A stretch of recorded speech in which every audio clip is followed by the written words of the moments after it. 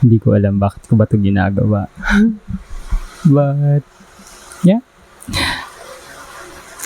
My name is Rob, and this is me committing myself on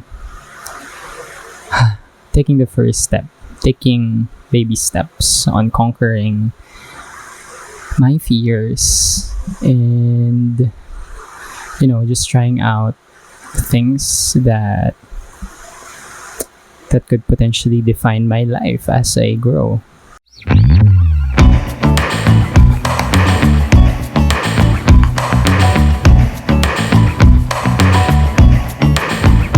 YouTubers, walang hiya sa camera.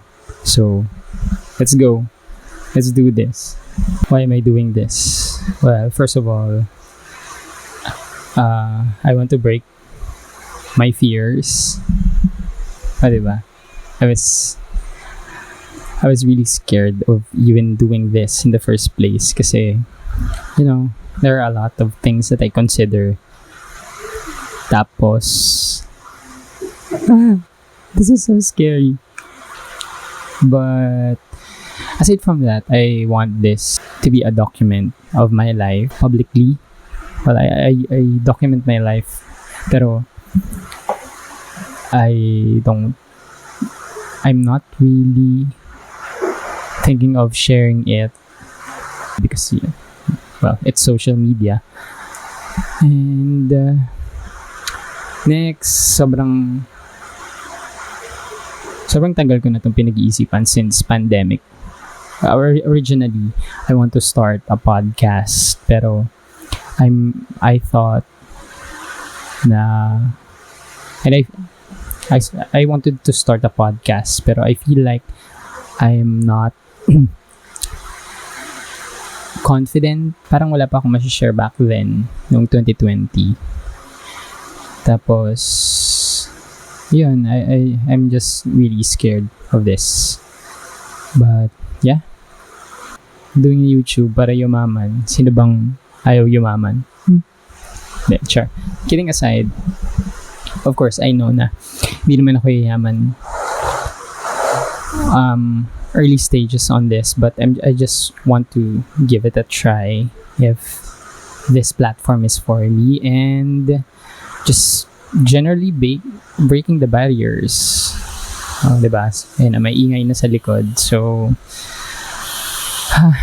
usually I'm set everything first, like structure everything first person, but since this is going to be my first video, I want